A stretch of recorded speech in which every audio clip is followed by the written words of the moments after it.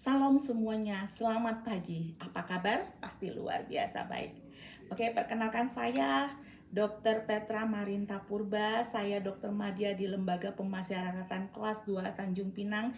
Saya dan suami beserta kedua anak kami juga mau melayani Tuhan Yesus di lapas rutan, narapidana dan mantan narapidana beserta 7 orang dalam tim kami dalam Yayasan Petra Tiana, termasuk Rian Sibarani yang melayani di Rutan Balige. Terima kasih, Tuhan Yesus begitu baik untuk kita semua. Bahkan Tuhan Yesus yang boleh memberikan kesempatan untuk saya membagikan firman Tuhan pada pagi hari ini. Saya akan membagikan tentang menjaga kemurnian hati.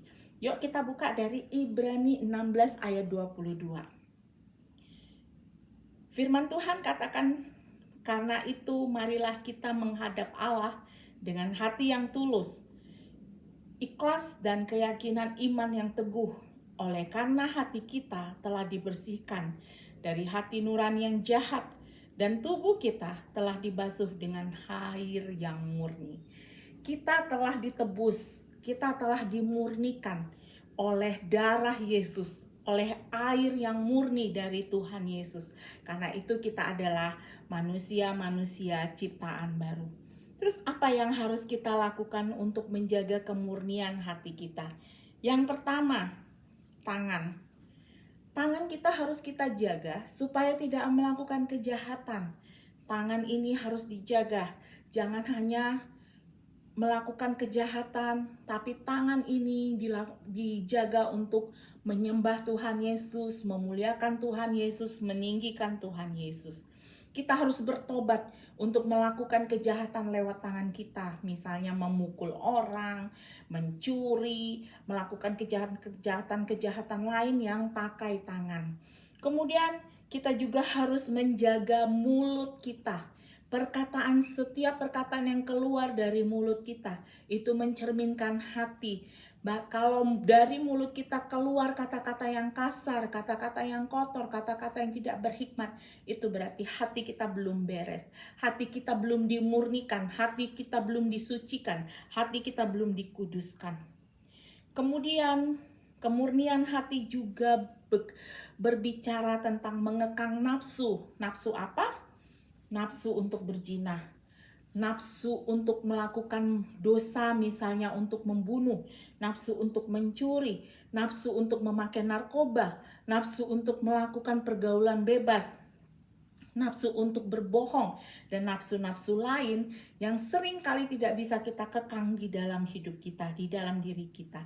Dan yang terpenting juga adalah mengejar kesetiaan, kedamaian, dan keadilan. Apa yang kita kejar dalam hidup kita sebagai orang yang sudah dimurnikan hatinya?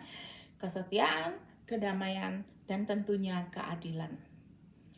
Mazmur 73 ayat 1 katakan, Mazmur Asaf, sesungguhnya Allah itu baik bagi mereka yang tulus hatinya, bagi mereka yang bersih hatinya. Jadi kebaikan Tuhan kita rasakan ketika hati kita murni, ketika hati kita tulus.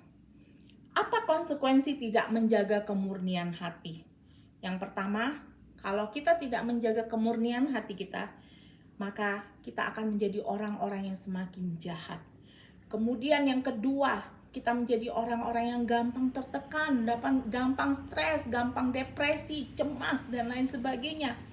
Kemudian kita adalah orang-orang yang gak punya prinsip, kita ikuti semua tren dunia yang terjadi pada saat ini. Yang keempat, tidak peka. Kita nggak peduli dengan orang-orang di sekeliling kita. Kita nggak peduli dengan lingkungan kita. Kita nggak peduli dengan alam kita. Kita mau merusak. Semua nafsu ingin merusak, dan merusak. Kemudian akhirnya kita kehilangan identitas. Kita nggak kenal siapa diri kita. Kita nggak pernah melakukan kebaikan lagi. Kita nggak pernah melakukan hal-hal yang positif lagi. Jadi Matius 5 ayat 8 katakan, berbahagialah orang yang suci hatinya karena mereka akan melihat Allah. Jadi teman-teman semuanya, Bapak Ibu, Kita harus menjaga kemurnian hati kita, kesucian hati kita, agar kita bisa kenal Yesus, Tuhan dan Juru Selamat kita. Ketika kita menerima Tuhan sebagai Tuhan dan Juru Selamat, maka pada saat itu kita harus memurnikan hati kita. Karena itu kita harus terus menguduskan hati kita, agar kita benar-benar layak disebut sebagai anak-anak Tuhan. Yuk kita tundukkan kepala. Bapa di surga, terima kasih untuk pagi hari ini kami mengucap syukur untuk kebaikan Tuhan. Kami boleh bertemu walaupun lewat online Tuhan. Kami percaya Tuhan bahwa nama Tuhan disebut, nama Tuhan dimuliakan, nama Tuhan dikuduskan, nama Tuhan ditinggikan. Di Rutan Balige kami berdoa Bapa untuk setiap anak-anak-Mu yang ada di tempat ini. Tuhan memberkati dalam nama Yesus, dalam nama Yesus. Memberkati Bapak Kepala Rutan, memberkati semua pejabat-pejabat sampai staf-staf dan semua narapidana. Bapak, kami berdoa di dalam nama Yesus, di dalam nama Yesus. Nama Tuhan disebut, nama Tuhan dimuliakan. Terima kasih Allah, terima kasih Abba, karena Kau luar biasa baik, Kau luar biasa baik. Kami mau serahkan hidup kami, biarlah kami Bapak menjaga kemurnian hati kami, kesucian hati kami. Mari teman-teman, saat ini saya undang semuanya untuk meletakkan tangan di dada teman-teman semuanya. Katakan di dalam hatimu, Bapa, aku mau menjaga kemurnian hatiku, kesucian hatiku, agar Tuhan Yesus tetap tinggal di dalam hatiku, tetap ada di dalam hidupku.